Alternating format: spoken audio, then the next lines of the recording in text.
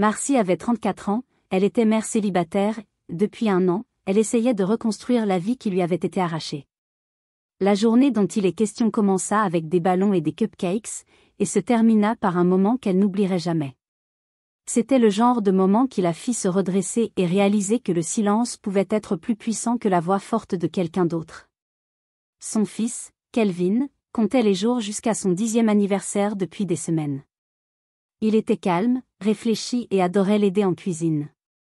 Ensemble, ils avaient planifié sa fête, juste la famille proche, quelques amis de l'école, des banderoles et un gâteau au chocolat qu'il avait insisté pour décorer avec du glaçage bleu et des guimauves. Ça devait être simple, sécurisant, quelque chose qui leur ressemblait. Mais ensuite, son ex-mari, Devon, annonça qu'il viendrait, et pas seul. Il le lui dit 2 jours avant, comme s'il lui faisait une faveur.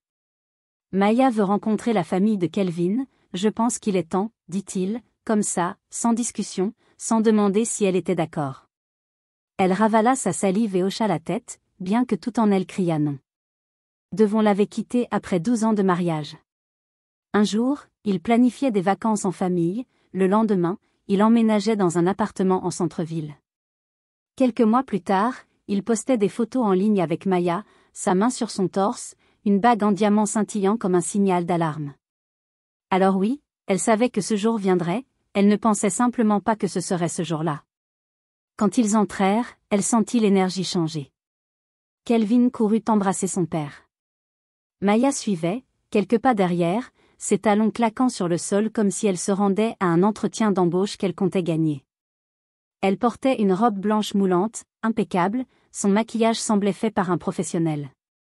Elle tendit à Kelvin un sac cadeau avec le logo d'une boutique de jouets branchée du centre-ville, sourit faiblement et dit « Joyeux anniversaire, mon chou, j'espère que ça te plaira. » Devon l'a choisi, mais j'ai approuvé, ajouta-t-elle. Marcy força un sourire poli, « Merci d'être venu. » Maya regarda autour d'elle, les sourcils levés, comme si elle inspectait une location. « C'est mignon, dit-elle, très chaleureux. » Marcy fit semblant de ne pas l'entendre. Kelvin entraînait déjà Maya vers le gâteau. Environ 1 heure plus tard, après que les enfants eurent mangé et commencé à courir partout, Marcy nettoyait du soda renversé. C'est alors que ça arriva. Maya se tourna vers Devon, sourit comme si elle voulait aider, et lui tendit le balai que Marcy avait posé contre le mur. « Tiens, dit-elle assez fort pour que tout le monde autour l'entende, aide ta mère à nettoyer, c'est chez toi, non ?» Devon se figea. Quelques invités se tournèrent pour regarder. Marcy regarda Kelvin. Il venait d'entendre sa belle-mère l'appeler « sa mère », comme si elle n'était qu'une femme de ménage organisant une fête à laquelle elle n'appartenait pas. Son visage devint rouge.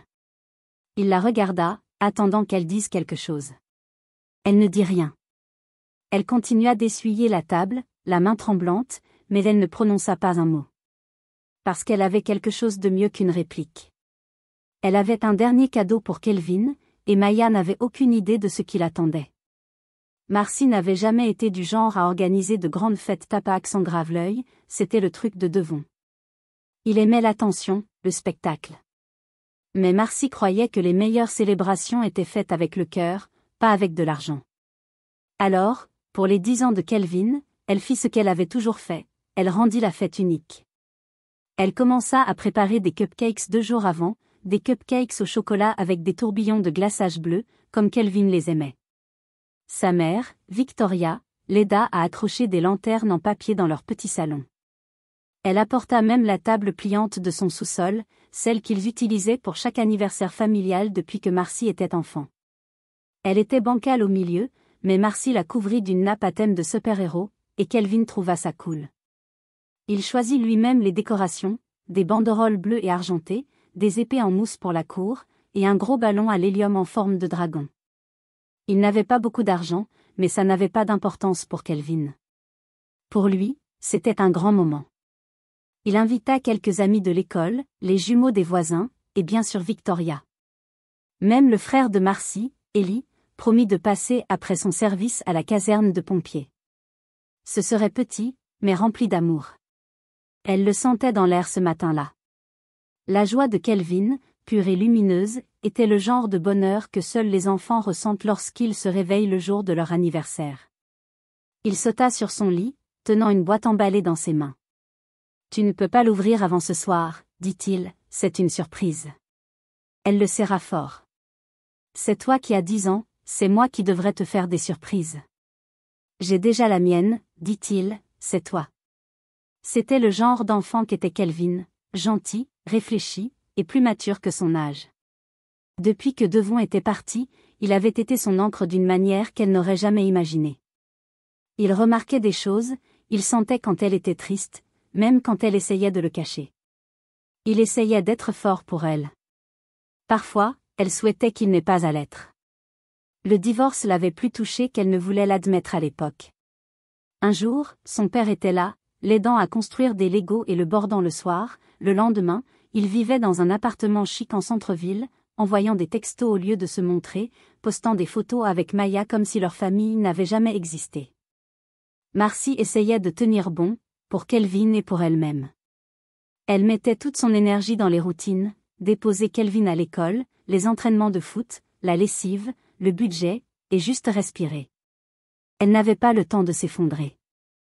Mais quand Devon appela pour dire qu'il amenait Maya à la fête, ce fut comme un coup qu'elle n'avait pas vu venir. Elle veut juste faire partie de la vie de Kelvin, dit-il, comme si ça rendait les choses plus faciles. Elle n'argumenta pas. Elle dit simplement « d'accord » et raccrocha avant que sa voix ne se brise. Ce matin-là, alors qu'elle gonflait des ballons et repassait les plis de la nappe, sa mère l'observait attentivement. « Tu es sûre que ça va ?» demanda-t-elle en lui tendant un plateau de cupcakes. « Ça va » répondit Marcy, les arrangeant en petites tours.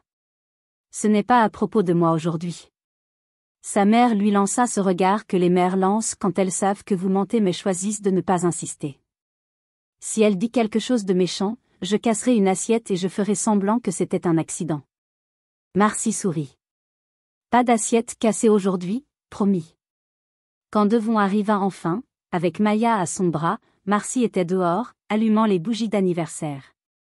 Elle leva les yeux et les vit remonter l'allée, main dans la main. Il portait une chemise décontractée, comme s'il allait à un brunch du dimanche. Maya portait du blanc, ce qui semblait être une déclaration. Kelvin courut vers la porte. « Papa » cria-t-il. Il serra Devon fort, puis regarda Maya et fit un signe poli. « Salut. » Elle se pencha et l'embrassa sur la joue. « Tu as tellement grandi, waouh, 10 ans déjà. J'ai apporté quelque chose que tu vas adorer, je pense. » Marcy resta silencieuse, debout près du gâteau, tenant toujours un briquet allumé. « Salut, » dit Devon, mal à l'aise. « Merci de nous avoir laissé venir. » Elle hocha la tête. Bien sûr, c'est la journée de Kelvin. Mais en se tournant vers le gâteau, elle le sentit, la manière dont les yeux de Maya balayaient la maison, un léger sourire sur ses lèvres, comme si elle savait qu'elle n'avait pas sa place ici et qu'elle comptait s'assurer que Marcy le ressente aussi. Elle prit une inspiration, alluma la dernière bougie et appela tout le monde à l'intérieur. « On va chanter. » Kelvin était au centre de la pièce, rayonnant. Il ne savait pas que ce moment allait tout changer. Marcy non plus, mais quelque chose lui disait que ce ne serait pas juste un autre anniversaire. On dit qu'une mère sait quand quelque chose ne va pas. Marcy le sentit dès que Maya entra. Maya regardait le salon comme si elle visitait une vente de garage. Elle ne le dit pas à voix haute, mais tout dans son langage corporel criait « c'est indigne de moi ». Elle posa son sac cadeau coûteux à côté de la pile modeste de cadeaux sur la table de la cuisine et tint à préciser « c'est de nous deux. Devon l'a choisi, mais je l'ai amélioré. » Elle sourit, comme si elle s'attendait à des applaudissements. Marcy resta polie. Il y avait des enfants partout, sa mère remplissait des verres en cuisine, elle n'allait pas faire une scène. Elle hocha la tête et demanda s'il voulait du gâteau. Devon, comme d'habitude, parla peu. Il traînait près de la table des snacks, discutant football avec le frère de Marcy, l'oncle de Kelvin, faisant semblant de ne pas l'observer du coin de l'œil.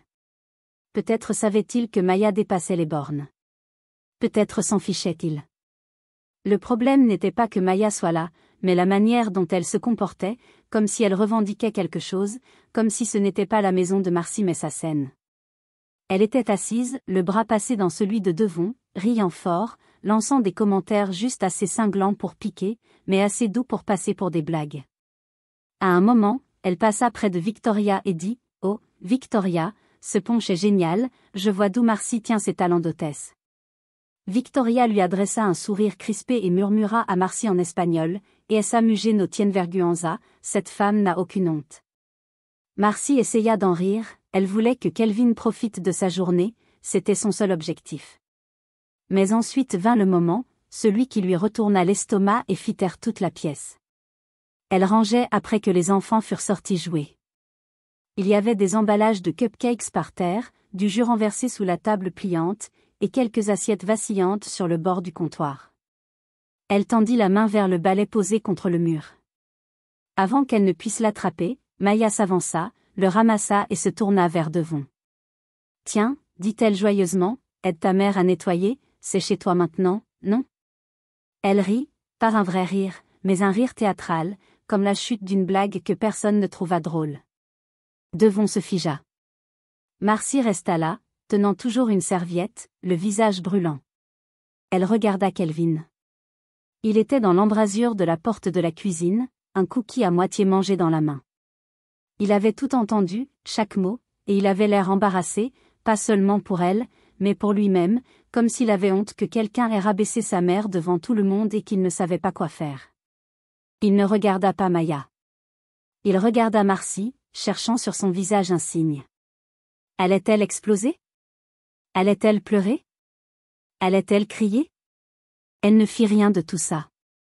Elle sourit, les lèvres serrées, et silencieuse. Elle prit doucement le balai des mains de Maya et dit « Merci, je m'en occupe. » Maya cligna des yeux, surprise.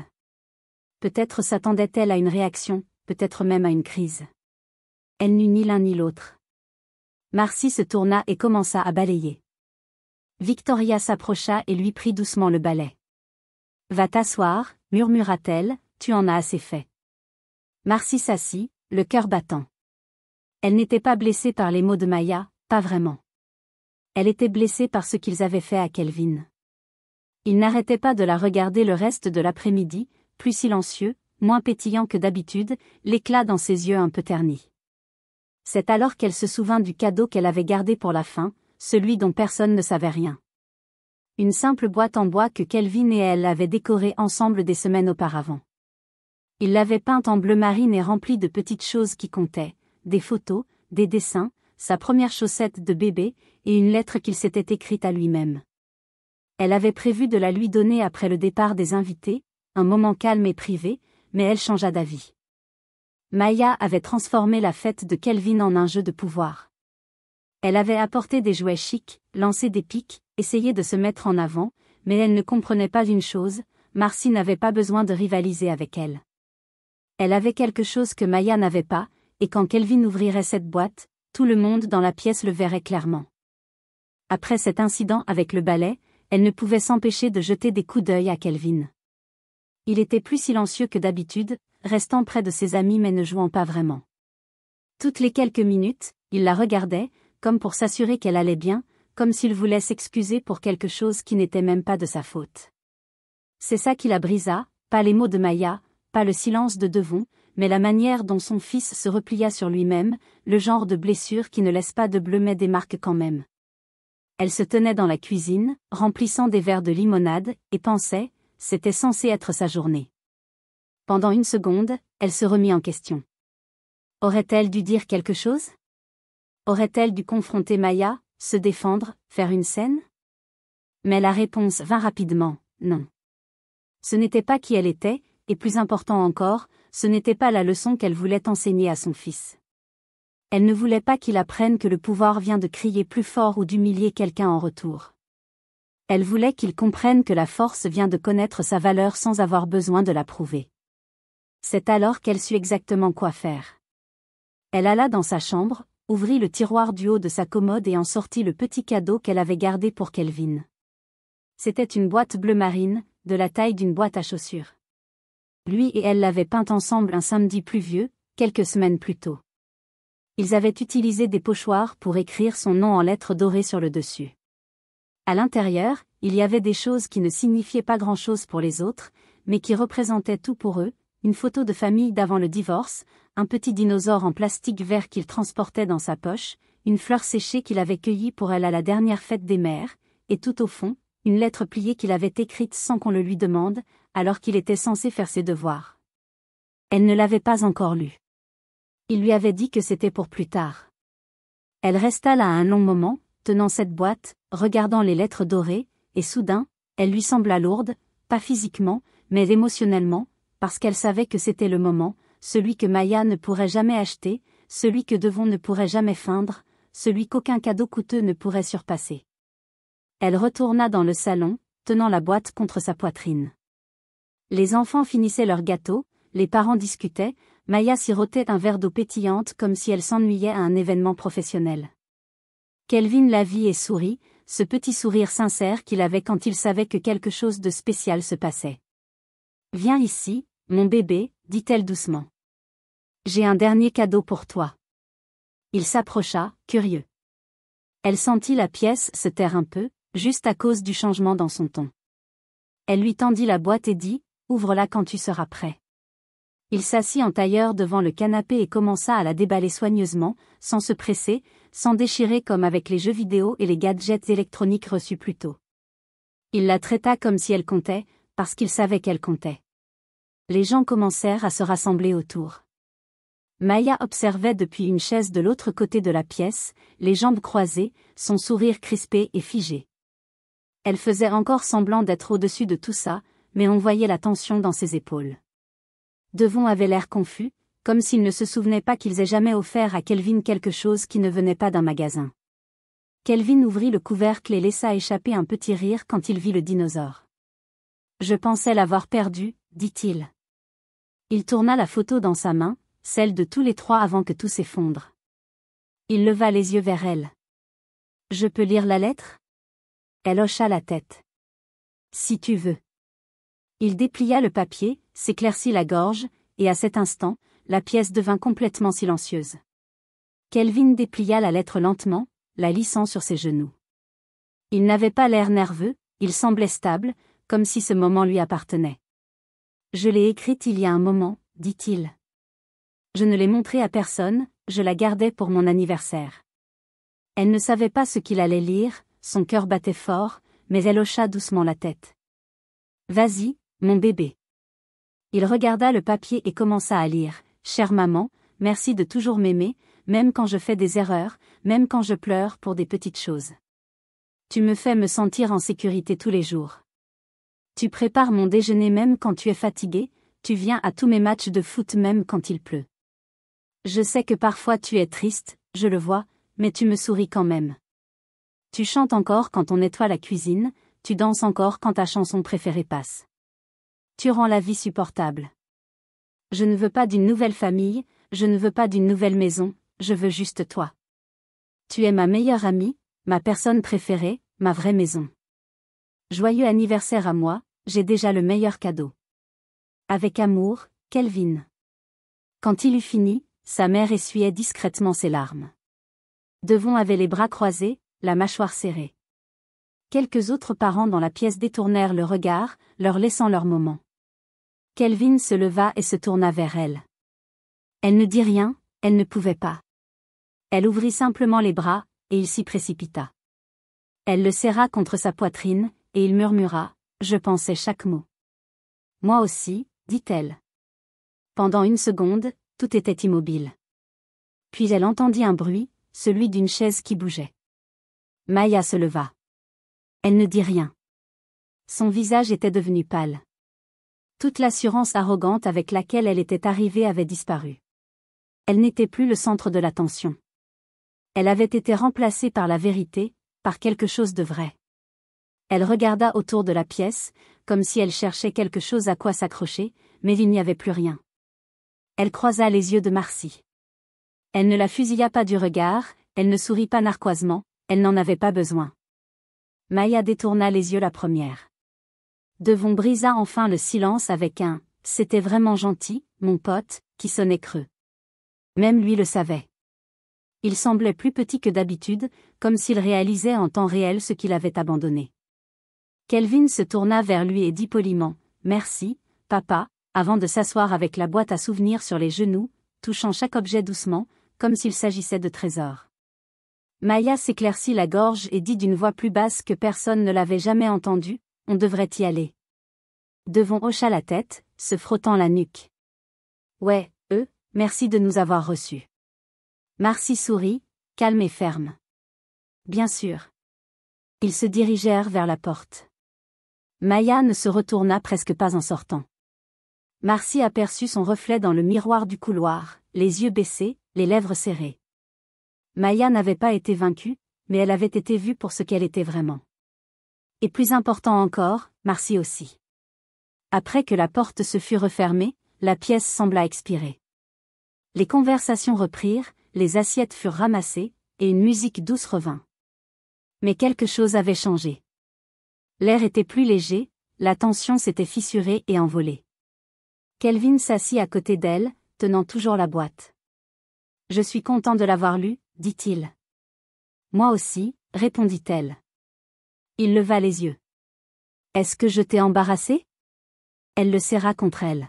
« Tu m'as honoré. » Plus tard ce soir-là, après le départ des invités et alors que le soleil commençait à se coucher, elle trouva quelque chose glissé dans les plis du papier de soie à l'intérieur de la boîte à souvenirs. Une deuxième note, plus petite, pliée en 4. Elle disait, « PS. J'ai vu ce qu'elle t'a dit aujourd'hui. Je n'ai pas aimé ça. Je ne savais pas quoi dire, mais je ne laisserai plus jamais personne te parler comme ça.